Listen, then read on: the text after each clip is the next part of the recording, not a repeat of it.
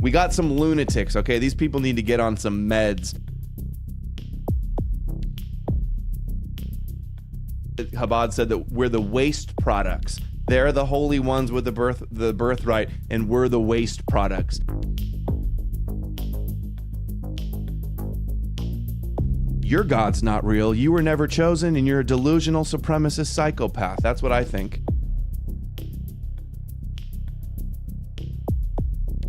It's just all of them are Zionists. You can see my heart rate going through all this stuff. This is dangerous information.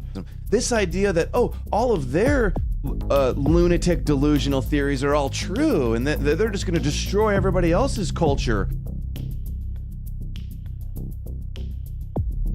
It's all about prophecy.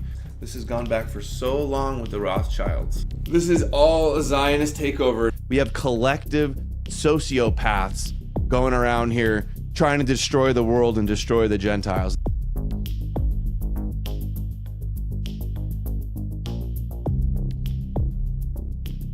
Adam Green is an internet videographer and former YouTuber that believes that Zionists are conspiring to take over the world. He dedicates his entire channel to exposing these alleged conspirators, usually by reading off Talmud passages out of context or showing a clip from an extremist rabbi. When he was on YouTube, he had about 130,000 subscribers, and even now, after being kicked off the platform, he still has a large following on Twitter and Odyssey. This video is the first in a series meant to debunk the ideas that Adam voices on his videos and give a more rational explanation for the alleged evidence that Adam provides to back his absurd hypothesis. If it wasn't already obvious, unlike the other Adam Green debunk videos out there, I want to be clear and say that no, I do not believe Adam is a Mossad agent or any kind of plant or government shill. I believe that he believes in what he's saying. I believe he's a relatively normal guy who happens to have some views on the extreme edge of things. I believe he likes streaming, he likes making money off of streaming, and he uses these talking points to make a living. And while I disagree with a lot of these talking points, I'm perfectly fine with him using this to make a living for himself. Aside from that, I want to inform you that I'm coming from the perspective of a non-religious agnostic non-Jew, similar to Adam himself. You can choose to believe it or not, but I don't have any dog in this fight. You won't hear me call Adam names in this video, or make any accusations about his character, or make any comparisons to certain groups in history. Too often the mainstream tactic of mudslinging has been used in lieu of argumentation to discredit people like Adam. And the reverse tactic from the alt-right side of the fence, calling him a government agent, holds no water. I'm not interested in these types of tactics, and I know nothing of Adam's personal life, and I won't pretend to. So I'll be addressing the logic of his arguments and evidence that he presents, nothing more. I'm going to try my best to steel man, not straw man, his arguments, tackling the strongest arguments he can present. In this video, I want to show how Adam Green's hypothesis about Zionist world supremacy is unsound, has little to no basis in fact, and fails to accurately describe and account for the complexity of the world political situation today. Further, I'll show how Adam's method of evidence gathering is spurious at best and completely worthless at worst, and that the majority of the evidence he presents is weaker than hearsay, which in itself is the lowest form of evidence. I'll show how Adam uses unscientific news headlines and speeches from cherry-picked rabbis to come to the conclusion that the most powerful institutions in America and the West are dominated by ideological and prophetic rabbinical Zionists that scheme behind closed doors in an Illuminati-esque style of world domination. He believes passages in their holy books lead them to believe supremacist and hateful views towards what they call the Goyim, nations in Hebrew, and who ultimately wish destruction upon America in order to usher in the end times, when their Messiah, the Moshiach, will come to rule the world, casting all Goyim aside to be destroyed. That's where this is headed. The fact that these people, this religion, has it that Gog and Magog is going to happen and the world's going to be destroyed and Edom's going to be destroyed, and that's what's going to be beautiful to usher in their messianic age, and all of this is happening.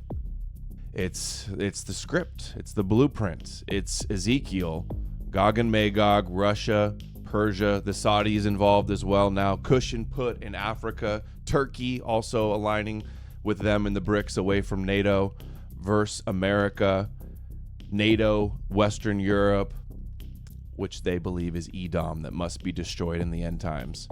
Adam believes that Zionists invented the entire religion of Christianity. He believes in a concerted effort spanning thousands of years, wherein they concocted the story of Jesus and the resurrection, spread the religion among the goyim of the world, encouraged its growth, and engineered the various interpretations of it, all so that the Gentiles of the world would become submissive to the holy people and become subconsciously prepared for the coming of the Jewish Messiah, so that they might accept him with open arms. Basically, the way I see Christianity is it is a deception because it's fake prophecy fulfillment. I don't think that the Gospels are historical documents. They are religious propaganda with the intention of creating converts and getting Gentiles to worship the God of Israel. That's the ultimate goal in Judaism and in the Torah, to get all of the nations to abandon their idol worship and worship the God of Israel and his chosen people. Pompeo, the Christian Zionist CNP rapture fanatic Christian that's in the Jewish death cult, that thinks that the World War III Armageddon wars need to break out, and then he's going to be raptured away in the clouds, and Jesus is going to come save the day from the clouds. Adam believes that Zionists want Christians and Muslims to worship them and submit to them, just like Christians currently do for Jesus Christ. Adam believes that Zionists, all over the world, but mostly in Israel, where the religiosity is most orthodox, and the United States, where they, according to him, have inordinate levels of power over the state and media institutions, generally believe the same story, and consciously or unconsciously support the elites in direct control over these institutions, who then use that power to subconsciously submit the goyim to their rule of law, called the Noahide laws. You get on MSNBC, they use you as the Christian anti-Semite villain so that they can try to push for more anti-Semitism laws, so they can create this narrative about evil white supremacist anti-Semitic Christian nationalist Edom America before our destruction. Jews love to provoke and kvetch about Christian anti-Semitism so that they can play the victim and they can make you look like the villains. And that's what happens every time. He believes for over 2,000 years, Zionists attempted and still attempt to realize the various end-time prophecies in their holy books, making sure they're fulfilled using their power over the media and state institutions. Adam believes that these elite Zionists are mostly, if not all, devoutly religious and deeply believe in these prophecies, at least deeply enough to work to make them come true, and that's a key distinction. He claims they don't just believe the prophecies, he claims they actually act them out in present time. Now, it's important to note that Adam himself isn't religious. He's an agnostic. So he doesn't actually believe these prophecies have magical power, or they're from God, or that God even exists. He believes the Zionists are trying to fulfill the prophecies, but in a completely mundane and materialistic way, not involving supernaturalism at all. Let's start off the criticism with the first point that Adam makes in his, quote, most important video he's ever done, unquote. By the way, get used to hearing that, but let's take a look at the issue of the divine sparks and shattered vessels. Today is going to be one of my most powerful videos, one of my most important videos to date, in my opinion. I'm going to be discussing and exposing the Jewish plan to conquer the Gentiles and rule the world. This is the most supremacist, genocidal, psychopathic belief system that I've come across. This has been years of intense research. You'll see the sort of intense research he's carried out in a minute. But first, you might have realized that I sugarcoated his claims in the introduction, which is unfortunate, but it's the way I need to talk if I want this video to stay on YouTube. I'm going to do my best to use terminology that will give me the highest chance of not being deleted, so keep that in mind when you listen to my arguments. Adam starts off by listening to a quote by a rabbi. What I think is probably the most transformative element of what's called Luriana Kabbalah is the notion of the sparks, the fallen sparks. Before we get too far into it, let's ask one question. Why do we care about what this person says? Remember, we're trying to find out if the world is being secretly controlled by Jewish elites. In Adam's view, this man's a rabbi. Therefore, he speaks for a sizable portion of the Jewish people. But you could easily be a local rabbi and have a congregation of a few dozen people. Does that mean you're connected with the elites of the world in any way? This particular rabbi's Twitter account has a whopping 119 followers at the time of this video, which compared to Adam's 50,000 followers on Twitter alone, has very little outreach. The only way this guy's statements matter at all on the question of world domination is if we assume this guy speaks for the majority of Jewish elites, with absolutely no evidence to suggest that. But he's a rabbi. It's good enough for Adam to tie this to the entirety of the religion. Note in the next segment how the rabbi doesn't quote any passages verbatim, but instead just gives his own interpretation about his understanding of his religion. So the Harizal teaches that in the beginning, before the beginning, God created a reality before the universe as we know it. This was a world in which the light, I'm going to use some Kabbalistic terminology, the light was too strong for the vessel. That's how God created it. Large light, small vessel. So what happened? The vessels shattered. Shards of these broken vessels fell into the subsequent reality that God created, which is our world, in which the vessels are large and the light is small. Lots of light, small vessels, it shatters, then broke. So those shards that have that lofty light from this primordial world, if you will, are embedded in the fabric of our physical universe. The greater the light, the lower it falls. Notice how when we listen to the rabbi talk in full and don't interrupt with constant agenda pushing, we realize the rabbi hasn't mentioned anything about any of Adam's claims. He's describing one of the creation stories told in the Lurianic Kabbalah. This is a creation myth that describes the origin of good and evil, as well as the origin of the universe and humanity. Adam basically reads between the lines here and mixes this rabbi's interpretation up with his previous understanding about taking over the world, and comes to the conclusion that this rabbi is actually talking about Jews having a superior spark, which makes them basically supremacists. Notice how the rabbi never mentioned Jews or non-Jews at all. You'll see how Adam reads between the lines and pulls this unfounded interpretation out of thin air. Just so you know, the allegory of what this represents symbolizes the sparks, the divine light of the scattered sparks they believe are the Jews, and the shards of the vessels are known as the Gentiles, the husks, the peel, the shell that conceals the light. Again, who knows where Adam pulls this interpretation from? Possibly from somewhere in his intense research, but we don't know because he never gives us a source. As far as I know, it's purely Adam's own interpretation, but he isn't an expert on religious texts, or even religious himself, so why would he have any inside knowledge on this passage that the rabbi doesn't? And you would need some kind of insider knowledge to come to the conclusion that Adam's coming to, because the text doesn't say what he's saying.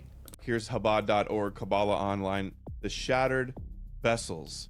The shattering of the vessels in Hebrew of the word of the world of tohu is the key concept in explaining the basic problem of diverseness, i.e. Jews and non-Jews.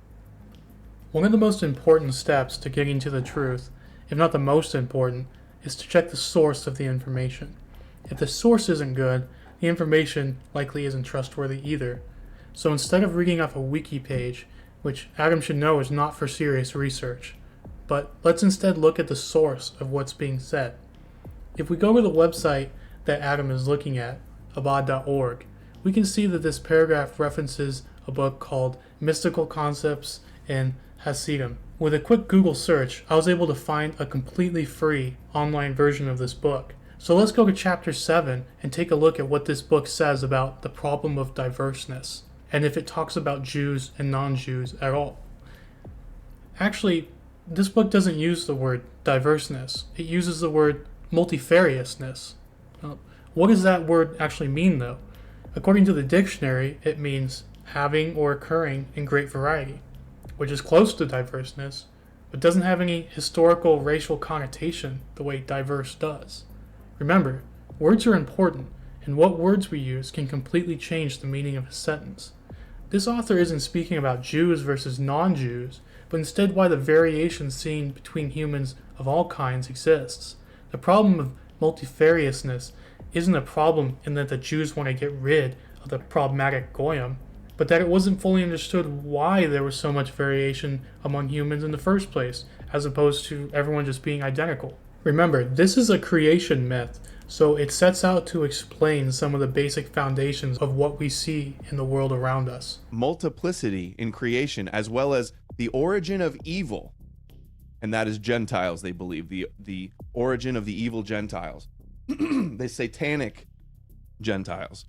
Central component in Lurianic Ariel's Kabbalah. Notice how when we look at the source of what Adam's reading, it doesn't say a single word about non-Jews. Adam is responding to a summary of a source that he's never read. Is that the best way to get to the truth about something? Here's straight from the Zohar. He says, for God said, you shall therefore sanctify yourselves, and you shall be holy, which means that only those who are holy shall use holy things, and only Yisrael, or the Jews, are holy, as it is written, quote, for you are holy people, you and no other people are holy. Let's get a bit of context about this passage.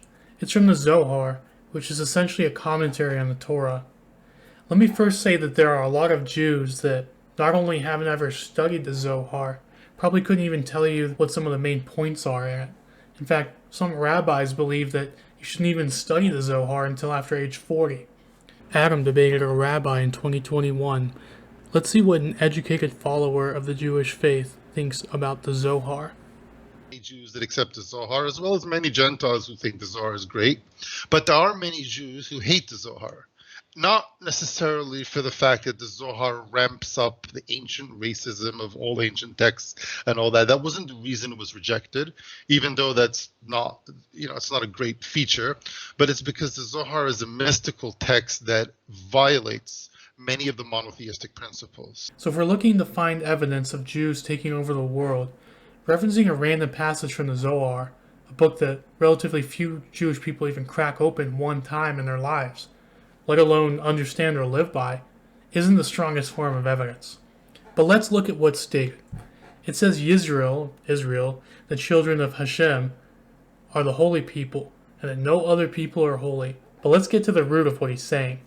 He's interpreting this as the Jewish people not only having higher capacity for holiness or just being more holy, but that this actually implies some level of superiority over non-Jews.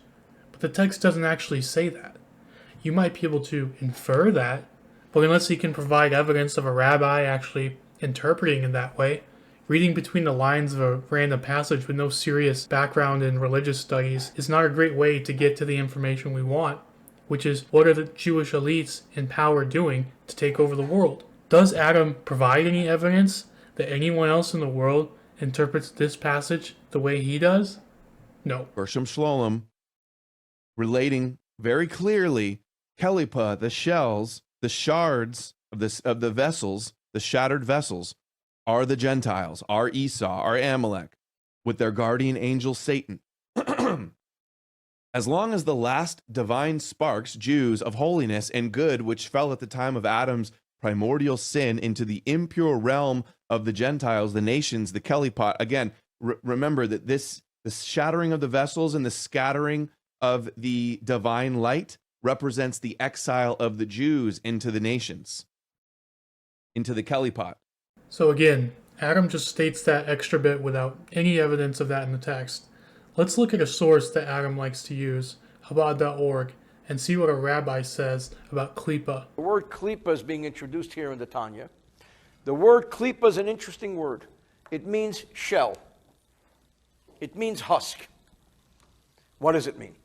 Like the shell, like the husk of wheat, of grain, of fruit. It's the peel, the shell, which protects it. Is it good or is it bad? Well, it depends. What is it there for?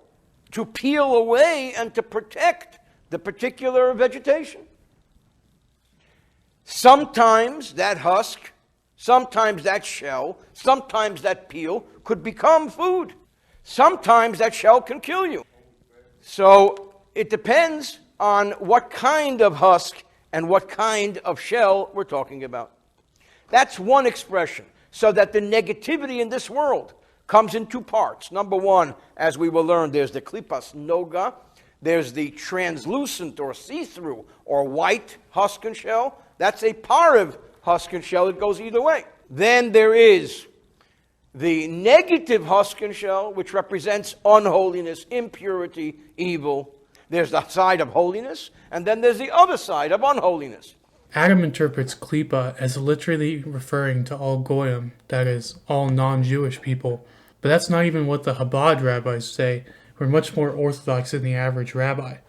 This rabbi, who again is a Chabad rabbi, is saying that klipa is a shell or husk in the context of God's creation, that is, people. So God's creation has a husk, and sometimes it's good and sometimes it's bad depending on the type of husk. Does this imply anything about non-Jewish people specifically? No. He's talking about all creation and how those creations are covered by this protective husk. You might disagree with that statement spiritually, but I think we can agree that it isn't just talking about non-Jewish people here. What is the most simple explanation that requires the least assumptions? That the rabbi is lying because he's part of a global conspiracy to take over the world and wants to indoctrinate as many people as possible? Or maybe is it possible that he believes what he says and has the opinion that there's both good and evil in the world? Which is more likely to you? Here it is. Carry Tot 6b, which is the Talmud again. It says, Adam loves to go back and forth between the different holy books seamlessly, but it isn't fair to the religion, because as I explained before with the Zohar, many Jewish people don't study all the books, or believe, or even have any awareness of the ideas presented in them. The last quote was talking about the Tanya, and now he's talking about the Talmud. Don't let him confuse you with a shotgun blast of quotes from different books. Look at the quotes and the source, and determine for yourself if the source is worth listening to. the Gemara explains, indeed, they are not, as it is written, and you, my sheep, the sheep of my pasture, are people, Adam, from which it is derived that you, the Jewish people, are called Adam, but Gentiles are not called Adam. Gentiles are not Adam. That means they're not Jews. They're not chosen. They're evil, impure shells of darkness and meant to be exterminated. And that's what tikkun olam means. And they will have no portion in the world to come. They will not survive the apocalypse. Maybe a few slaves, only a few that they need to fulfill their agenda. Adam brought this same passage up to the rabbi he debated in 2021. Let's see his response to this. Carry taught 6b. This is Talmud again, right? It says, Jewish people are derived from you, from God, are called Adam, but Gentiles are not called Adam. Gentiles have inferior souls, according to some Jewish belief. Why are you Adam, but we're not? Adam. You're literally Adam, right? The reason that you're not Adam, Adam, is because from a legal perspective, the Talmud says, like, for example, the word Adam is interchangeable for man, right?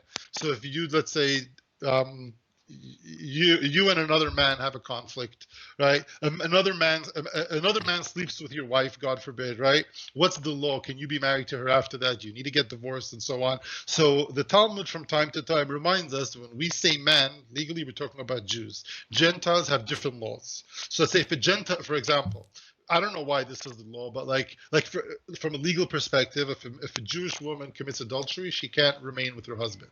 But if she committed adultery with a Gentile man, that's okay because he's not Adam. It's just it's a legal thing.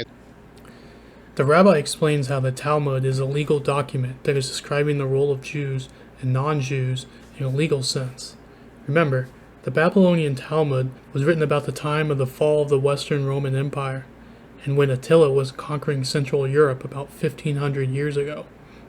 The beliefs and customs popular back then are largely denounced by modern peoples today, but just because immorality has moved on doesn't mean we can consider all historical figures evil war criminals.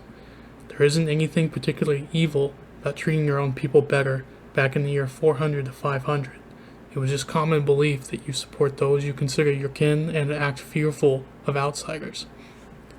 The world was a very different place and deserves to be looked at from a contextual perspective. We can judge the political policies of Israel today, say that some people are second-class citizens based on state policies, but judging them based on a commentary of one of their holy books from 1500 years ago isn't relevant unless it can be shown that there is a direct connection between these Talmud passages on state policy. The connection cannot merely be assumed.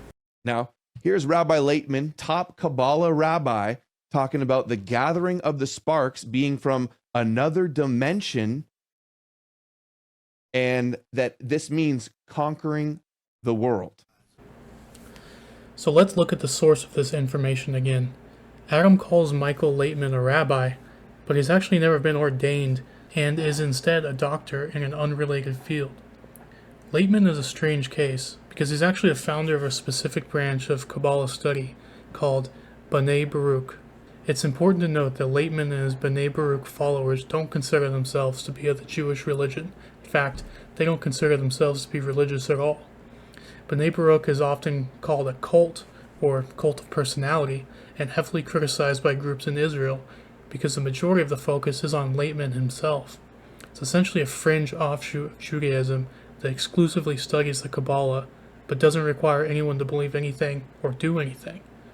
They claim the Jewish traditions are just that, simply traditions they follow but have no spiritual meaning. It has about 150,000 followers, which is about 1% of the Jewish population of the world. So no, he's not a top Kabbalah rabbi, because he's not top in the field of Judaism, or even a rabbi, and his interpretation of the Kabbalah is widely criticized by actual religious Jews. With that information in mind, let's continue. We have to remember that we have a special mission. And really, this isn't our place. We're coming from a completely different place. So we have to find our friends according to this awakening. Did you get a phone call? I got a phone call. He got a phone call, and so on. This entire planet, we are aliens. We're coming from a different galaxy. We received this ray of light, this awakening, individually, and now we're gathering as groups, starting to prep ourselves to conquer Earth. Yeah, he said conquer Earth, and this is a Jewish, I believe it's his translator. This is not some anti-Semitic false translation. This is legitimate. That's the mission. That's the mission. Tikkun Olam is to conquer Earth, the gathering of the sparks, the destruction of the shells of impurity, a.k.a. Esau, Amalek, the Kelly pot. What? You don't see it? How do we conquer it? How do we conquer it? We're also sent the method, but in fact it's coming from our original planet. And thanks to that original natural force we have, we will take over. We'll take over those living on Earth. Pretty scary stuff. Adam stops the clip there because that's the only part of the clip that is linked on extremist websites. But let's go to the full original lecture and see what happens after this. I don't understand why those people whom you call Israel, why are they different if everybody needs to reach that purpose? So it's only a matter of time? Why are they aliens? They're aliens because I'm not talking about their external form. It's this inner software that is in them here, coming from the other world. Others don't have it? Others don't have it. But everybody has a point in the heart. No, there's none. No. And they Only won't those. And they won't have it? We'll see.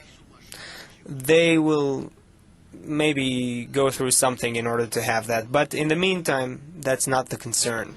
Laitman addresses one of his devotees, which, remember, this place has been criticized as being a cult, So the fact that someone is speaking up about this to the main leader in front of everyone means there's probably more than a few people who are confused by this statement. The devotee doesn't seem convinced, even at the end of this. So even if Laitman believes his stuff, there's clear evidence a percentage of the few followers he has likely disagree with him, and they are allowed to disagree, since it's not considered a religion. So yes, it does sound a bit spooky, but once we get past the initial emotional response to his words, we realize this man has very little power among actual self-professed religious Jews, if any at all. Aside from that, Laitman has an entire website filled with his lectures and writings, and I can't find a single example of him using this alien metaphor, by the way, that's what it is, a metaphor, in any of his published works. If it was such an important part of his teachings, why not publish it in his writings one time? Further, looking at another source by Laitman which is published in writing, he defined what it means to be Jewish in his view. Being Jewish is not about being born to a Jewish mother, as is commonly accepted in today's world. A Jew is someone who yearns for connection. Anybody who aspires to positively connect with others is on the way to becoming Jewish. This is very different from the us versus them picture that Adam paints. So Adam can find an extreme clip from this one non-rabbi, and I can find a published quote on his own website that contradicts that statement. Which one should we believe? Well, we don't actually have to believe either. We can come to the conclusion that this is a fringe, non-religious person who has contradicting views. Does that support in any way Adam's hypothesis that Zionists are taking over the world? Absolutely not. But Adam will claim it does. Remember, the burden of proof is on the claimant. If Adam makes a claim, he needs to defend it with evidence. But he's only providing random quotes from fringe leaders. Is that good evidence in your view?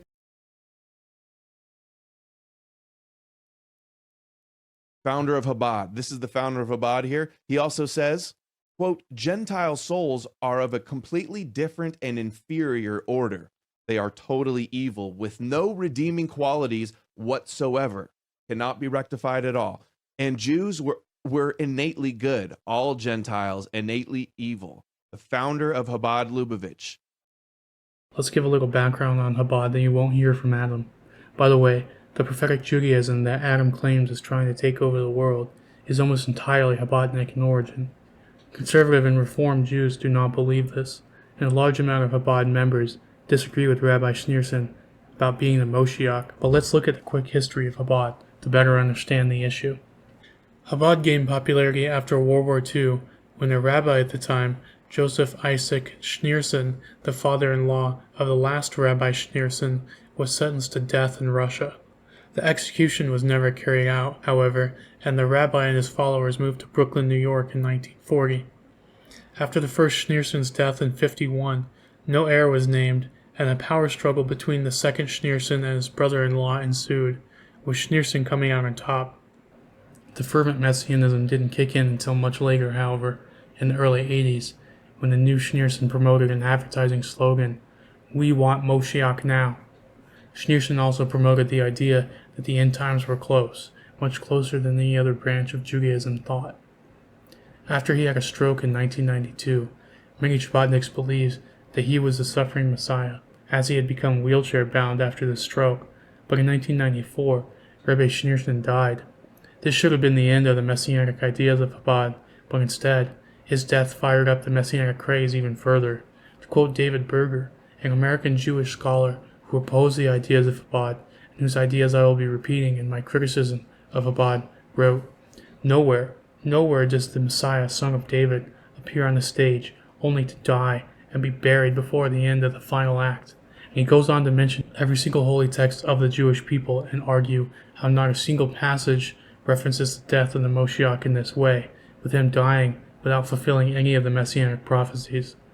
Chabad members do not in fact believe that he fulfilled all the prophecies, but that he will return from death and fulfill them at a later time. There's another religion of Jewish origin that believes the Messiah returned, suffered, died, and will return at a later date to fulfill the words of the Torah. In fact, David Berger believes Chabad and Christianity to be very similar, the main difference being that Christianity has progressed 2,000 years into this thinking, while Chabad is only at about 50 to 60 years. Chabad members believe that the Rebbe is the essence of being of God enclosed in a body, which is eerily similar to that of Christianity. Berger calls Chabad Second Coming Judaism and believes that nothing in the Jewish texts back up the idea that Schneerson was a Moshiach.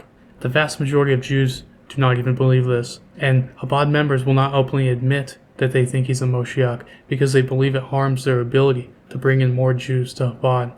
But if you search this on the internet, which Chabad has a massive presence on, you'll realize that most Jews, although they disagree with Schneerson being a Moshiach, won't speak out against Chabad or disavow it as false Judaism. But does this mean that they're part of some kind of conspiracy to take over the world?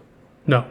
It's completely different. But David Berger, who convinced many rabbis that Chabad is wrong about their messianism, had great difficulty in getting anyone to speak out against Chabad. This is because no one can deny that Chabad acts as a powerful force for Judaism in the world, and that they have successful outreach programs that bring in many new people, as well as the fact that many conservative and reformed Jews rely on the services that Chabad provides because there simply isn't a worldwide presence among more secular Jews.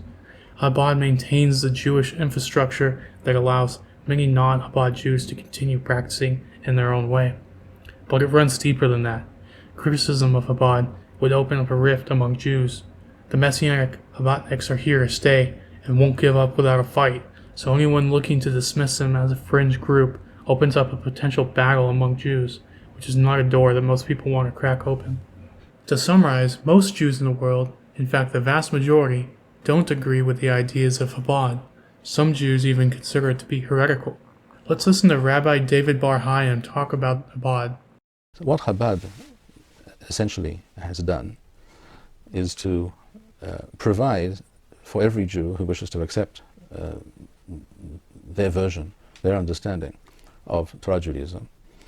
What they have done is to provide every Jew that which every Jew has always said he wants, and that is the Mashiach. Of course, many people don't understand what the Mashiach is, and what exactly it is that they claim that they want, what it is that they are praying for. But Chabad, at least, will tell you that we have a Mashiach, and he just happens to be our Rebbe. Whereas you are waiting for the Mashiach, you don't know anything about who he is, when he's coming, what he looks like, what his ideas were or will be. We know he just happens to be our Rebbe, and we know a lot about this Rebbe, and he is the Mashiach. And this is a fact today that all honest people in the know will admit to, namely that all Chabadnikim, essentially, with almost no exceptions, believe that their last Rebbe is the Mashiach. The only real discussion amongst them nowadays is whether he is alive or dead. The fact that he passed away well over 20 years ago is not the point, not in their eyes.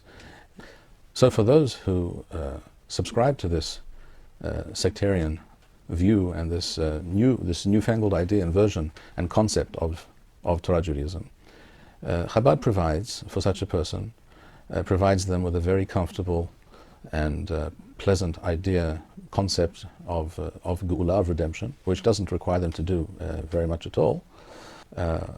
It provides for you already now, in the here and now, it provides you with a Mashiach, which you may not be able to see, and who may not be actually able to do very much at this point, so they would tell you, but he is there. According to some, he is alive, and he is the Mashiach already now. We already know this, and we have a special relationship with him. We are the people on the inner circle of the Jewish people. We know who the Mashiach is, and we have a special connection to him.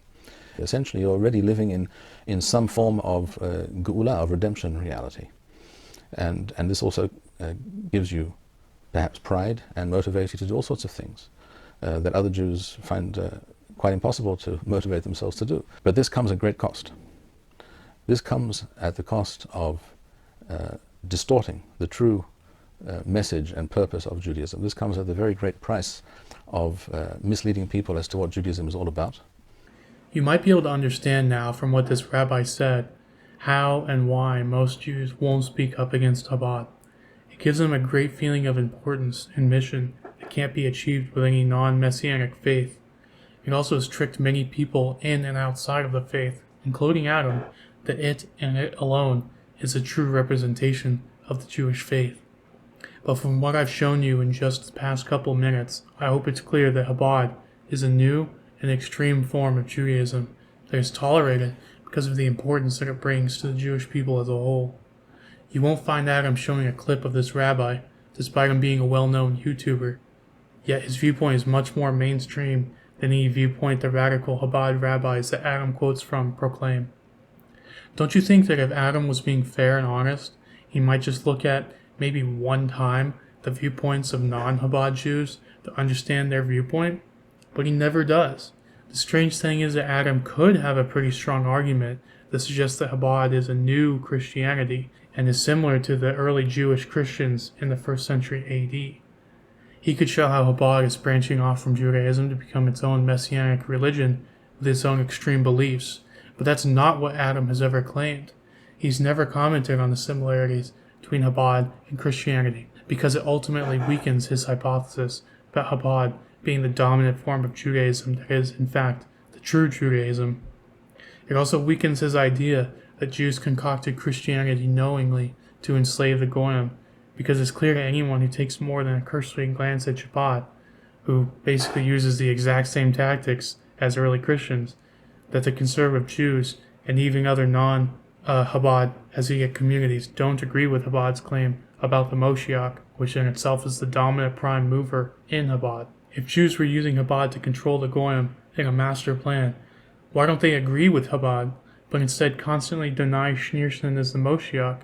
Is it part of the plan? If so, why would all these conservative Jews, which is the vast majority of Jews, be accepting and okay with the fact that Chabad is growing in membership among Jews while their own sects are slowing down? Why would conservative Jews want Chabad to take their congregations? The fact of the matter is, they aren't okay with it, and there is a growing rift between Chabad and the conservative and reformed Jews, which again make up the vast majority of Jews on the planet. But Adam would have you believe this is all part of the plan to take over the world. That's all for part 1. Let me know what you think in the comments and what you want to see in future parts of the series. Thanks for watching, and please subscribe for more.